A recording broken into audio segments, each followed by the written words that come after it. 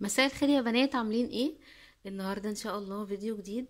الفيديو عبارة عن مفضلاتي في 2018. كل حاجة انا جبتها وجربتها وعجبتني، فكان لازم ان انا اطلع اعمل فيديو انها حاجة كويسة وتستاهل ان انتوا تجيبوها. وفي نفس الوقت يعني سعرها مش عالي قوي، سعرها عادي وسط الغلو اللي احنا فيه، يعني بما ان كل حاجة بقت غالية. فنقول بقى بسم الله كده ونبدأ. اول حاجة هبدأ باللبن. اللبن دوت حلو قوي، يعني انا تقريبا خلاص بقى انا بعد كده هجيبه. هو طبعا انتاج فتح الله. مش عارفة بقى فتح الله دوت فيه في مصر كلها عامة ولا في اسكندرية بس، بصراحة انا عن نفسي معرفش. ف ففي ناس بتسألني يعني الاقيه فين، في الشرقية الاقيه فين، مش عارفة في اي محافظة تانية. انا بصراحة ما بعرفش اجاوب، يعني ببقى مش عارفة، بضطر اقول لهم ما اعرفش والله. فدي كانت اول حاجة. احلى طبعا. انا الاول طبعا زي ما انا معوداكم كنت بستخدم ميرو ميرو ميرو، يعني انا حتى من قبل ما افتح القناة ما كنت بستخدم ميرو برضو. فجت في الاونة الاخيرة في اخر الايام كده. ما كانش حلو خالص، يعني ما بقاش يعجبني، ما بقاش يدوب زي الاول. حتى طعمه بقى حسيت ان هو اتغير كده. انما دوت لا ما شاء الله عليه يستاهل. طبعا ده سعره، ده 300 جرام. سعره الشهر اللي فات كان ب25، الشهر دوت لقيته ب27. معرفش بقى، هما ممكن يكونوا بما انه في فتح الله، بس بما انه انتاج فتح الله اكيد بيعملوا عليه عروض كتير يعني. تاني حاجة خميرة بقماية. الخميرة دي جامدة جدا بجد والله العظيم، تحفة. هي طبعا تركي. آه، تستاهل بجد يعني. هي 11 جرام. عاوزة اقول لكم ان هي بصوا تجيبوها كده وانتم مغمضين يعني. في منها طبعا الباكيتات الاكبر من ديت. دوت الباكيت منه 3 ب3 جنيه. الاكبر منه بقى من اول 18 لحد وانتي طالعه يعني. فانا بصراحه بخاف ان انا اجيب عبوات كبيره كده، يعني مش عارفه هخزنها ازاي، يعني في التلاجة، في الفريزر. كده عادي مثلا في اي درج او ظرف عندي. بحب اشتري كده احسن يعني. يعني هستخدم مثلا الكيس على مرتين على حسب ال العجين اللي بعملها محتاج قد ايه. فهي حلوة قوي قوي قوي بجد يعني. فديت برضو من مفضلاتي. الحاجة الحلوة بقى اكياس الفرن ديت برضو بقت من مفضلاتي جدا يعني. يعني انا اخر مرة عملت فراخ وبطاطس، عملتها في صينيه عادي كده، كنت حاسه ان انا ايه، ناقصني حاجه، لان انا اصلا بقيت احب اعمل الاكله كلها في الكيس وادخله الفرن، ولا بقى ولا لحمه عايزه اسليق ولا فرخه عايزه اسليق قبل ما تدخل الفرن. لا، تدخليها تطلعيها مستويه مستويه مستويه يعني. وطبعا عادي بقى خضار والكلام ده، فما شاء الله عليها يعني تستاهل. طبعا مش كوين بس، في انواع كتير يعني. بالعكس في انواع كتير ارخص من كوين كمان. فانتي طبعا استخدمي اللي على قدك، مش لازم كوين. إيه وان شاء الله تبقى كويسة معاكي وهتعجبك بإذن الله. تالت حاجة ايه؟ ماشي نبدأ بحبيبتي دي اللي انا حاطة عليها ايدي. آه كويكي طبعا دوت طبعا اللي هو الاقل من الكيلو 900 جرام. في طبعا اللي اقل منه طبعا ارخص من كده. عاوزه اقول لكم انا مش، انا بصوا انا يعني انتم ممكن تقولوا ان انا مثلا برخم، يعني ان انا لا، ازاي تبقى احلى من نوتيلا. فعلا هي احلى من نوتيلا. نوتيلا حسيت ان هي تقيله قوي قوي قوي. طعم الشوكولاته فيها بتحس ان انتي كده، اللي هو بصوا اللي هو مش طايقه زورك. فديت لا، ديت جميله جميله ما شاء الله ما شاء الله ما شاء الله يعني. فديت يعني لو جت عليا وقت من الاوقات ان انا ما اعرفش اجيب فيه العبوه الكبيره دي، اكيد هجيب منها عبوات صغيره يعني. فديت برضو بقت من مفضلاتي. بسم الله الرحمن الرحيم. الملوخيه فروتسي. طبعا بقت من مفضلاتي بعد جيفريكس. بما ان انا ما عنديش جيفريكس دلوقتي خالص انا علشان اطلعها من مفضلاتي، فلو ما لقيتش جيفريكس هتبقى ديت تاني حاجه من مفضلاتي. انما جيفريكس هي اول حاجه بصراحه يعني.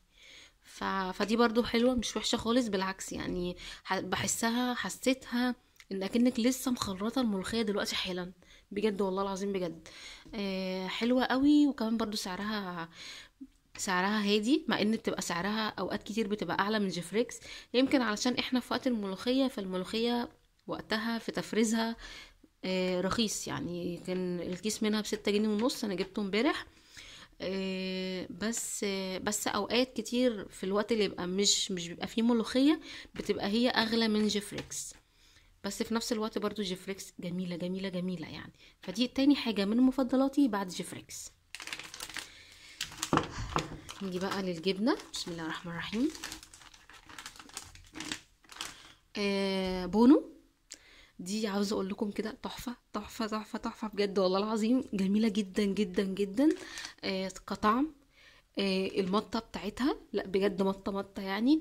ومش يعني انا جربت جبن موزاريلا كتير، فدي اللي استقريت عليها. وفي نوع كنت جايباه في مشتريات الشهر اللي فات، لسه عندي لسه مجربتهوش، فلما هجربه هقول لكم عليه.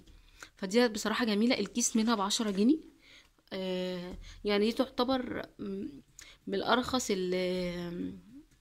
الجبن يعني. وفي انواع تانية معرفش، هو احنا عندنا المحل اللي عندنا بلاقي عنده اكياس كده ب10.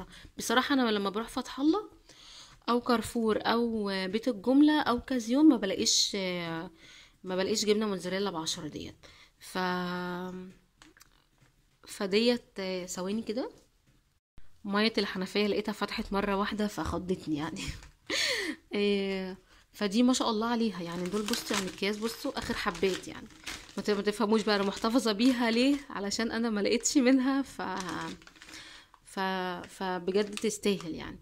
فالمحل زي ما قلت لكم، المحل اللي عندنا يا جماعه دايما لو انتوا عايزين اللي هو كده وب10، اسالوا محلات البقاله اللي جنب البيت عندكم، هتلاقوا منها ب10 هتلاقوا.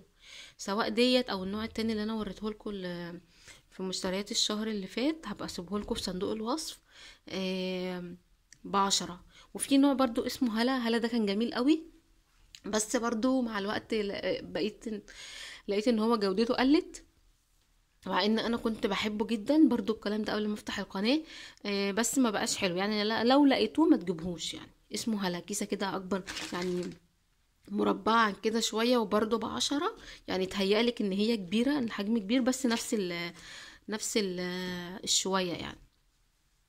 فلو لقيتوها هاتوها يعني. ايه تاني؟ صلصة هاينز ديت برضو بقت من مفضلاتي طبعا. فاين فودز بقت بشع بشع بشع، كلون كطعم بقى طعمها كده ممرر قوي. لونها ما بقاش حلو. ف فديت ما شاء الله عليها. طبعا انا جبت العرض ديت، البرطمان ده كان فاضل من الشهر اللي فات. فالعرض لسه مقفول بكيسه يعني. فما شاء الله عليها يعني، لونها كده احمر وطعمها حلو. فانا زي ما قلت لكم، انا بصراحه استخداماتي للصلصه ديت كتير يعني، مع ان انا بفرز صلصه كتير في البيت. بس بصراحه للطبيخ يعني. انما ديت مثلا لمكرونات، لعامله مثلا صينيه لحمه كده شرايح مثلا احط معلقه. العدس مثلا احط معلقه. صلصه عادي احط معلقه كده يعني. فاهمين ان هي بتسد مع الطماطم، وكمان بتسد جامد لما الطماطم بتبقى غاليه.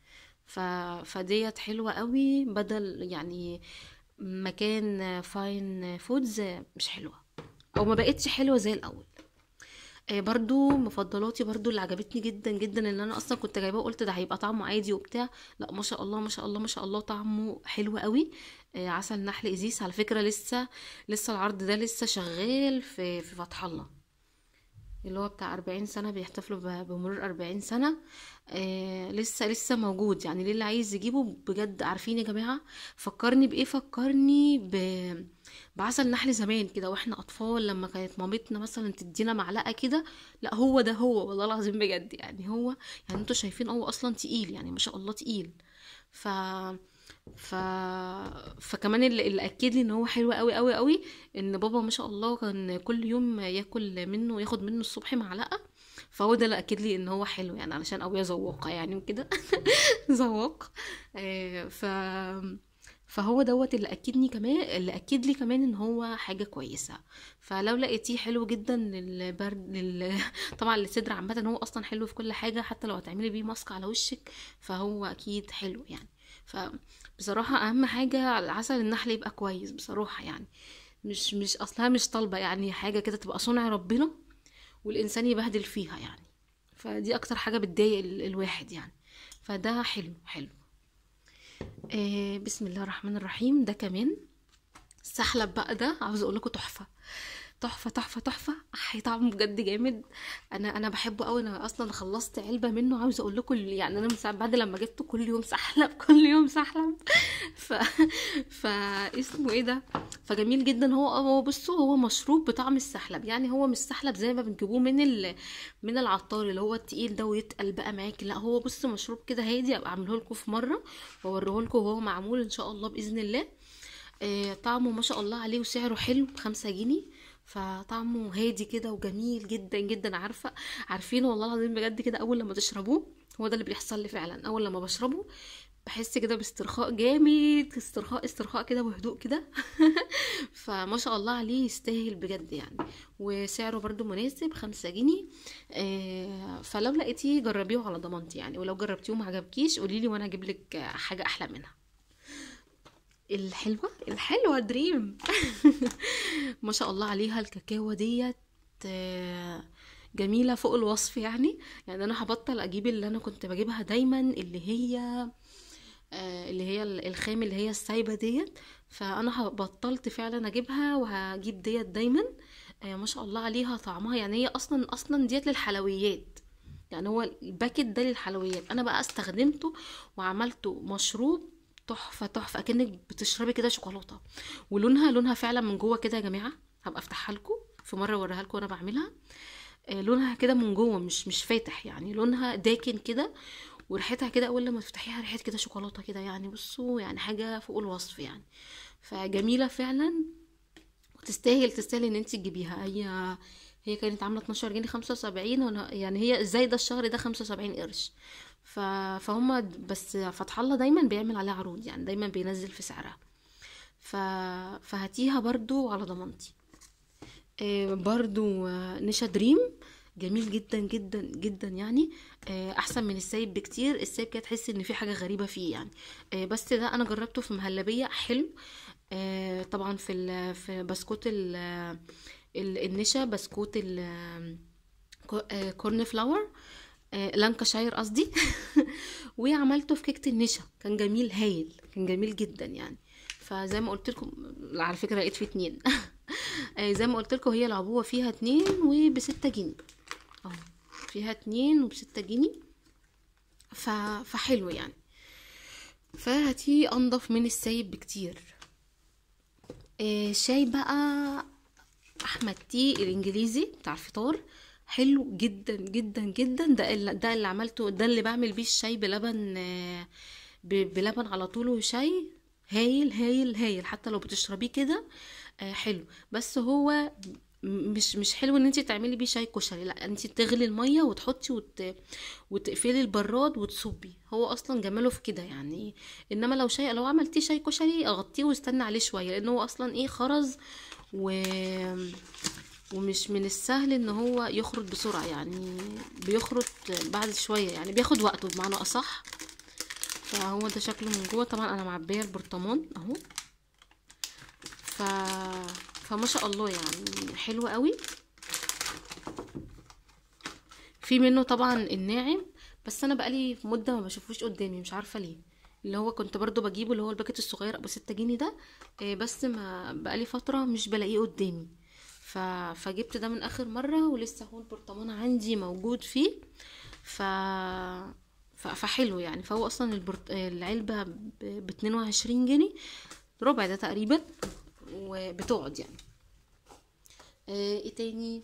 دقيق بقى. بصوا دقيق البكري ده بتاع دقيق الذره بتاع بكري حلو قوي على فكره. ماركه بكري حلوه جدا في الدقيق بتاعها العادي. والدقيق الابيض دي الذره الاصفر، دي الذره الابيض. دي الذره الابيض حلو، بس انا ما بحبهوش قوي في الكيكات يعني، في ناس بتحبه انا ما حبيتهوش، انما حلو كمان. الدقيق الاسمر بتاعه حلو جدا، اختي بتستخدمه. حلو قوي. فده نوع نوع كويس يعني. دوت انا بجيبه من بيت الجمله.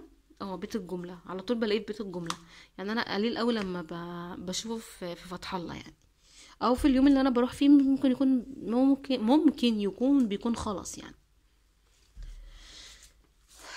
إيه، 5 ستارز ده حلو قوي قوي قوي قوي بجد. آم، يستاهل يعني، يستاهل ال10 جنيه اللي بتدفع فيه كل مرة. حلو يعني، نضيف. بيطلع طبعا اهم حاجة تجيب الدقيق لجميع الاستعمالات يعني. فهو بعد فحص ومحص كتير، طبعا انا عملت لكم الفيديو بتاع اسوأ الحاجات اللي انا استخدمتها. ده اللي استقريت عليه في الاخر يعني. انا ما عنديش مشكلة ان انا اجيب الحاجة اغلى 3 2 4 جنيه. بس اهم حاجة تكون نضيفة يعني انا عندي اجيب كيلو ابرك من 100 زي ما بيقولوا كده.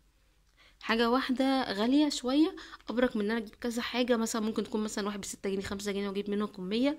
اجيب منه كمية وفي الاخر يبوظ لي الحاجة. طب انا كده استفدت ايه؟ طب ما انا كده رميت الحاجة. غير انا لما اعمل الحاجة وتبوظ، انا كده خسرت مرتين او 3 او 4 على حسب بقى انت مكلفة الاكلة ايه يعني، عاملاها ايه، عاملة بقى معجنات، عاملة بيتزا، عاملة مش عارفة ايه، عاملة فطير. فاكيد يعني هتخسري في الاتنين مش في دقيق بس. فعلشان كده هاتي الدقيق لازم يكون كويس ونوع نضيف، حتى لو هيبقى 10 جنيه. آم، بس انا حابه اتكلم عن ده تاني، ان هو الدقيقه بتاعته حلوه يعني. الدقيق الدقيق بتاعه حلو قوي. وكمان بصوا التغليف بتاعه حلو يعني. بصوا يعني كيس الدقيق جوه في كيس، مش محطوط كده يعني. ف... فبجد انا حبيته جدا في كيكه الذره طبعا. وبيتعمل بيه حاجات كتير ان شاء الله الايام الجايه هبقى اعملها. ف فهو يستاهل بصراحه. وفي من دوت طبعا دقيق ذره انا استخدمته طبعا حلو جدا من 5 ستارز. ف فحاجه يعني تستاهل ان هي تتجرب. بس انا كده بقى خلصت مفضلاتي. اي حاجه من ديت تجيبيها وعلى ضمانتي. آم، ف فبس. وان شاء الله الايام الجايه هحاول كده ان انا اشوف الحاجات اللي انا جربتها وما عجبتنيش، هطلعها لكم برضو في فيديو علشان ما تجيبوهاش، لان انا بما ان طلعت في قناتي يعني. فبس فده كان الفيديو بتاعي الصغنطوط صغنطوط ايه ده اكيد طول. بس ده كان فيديو النهارده، يا رب يعجبكم ويا رب تستفادوا منه. باذن الله ان شاء الله. فلو انت بقى اول مره بتشوفي قناتي ما تنسيش بقى الاشتراك فيها واللايك والشير.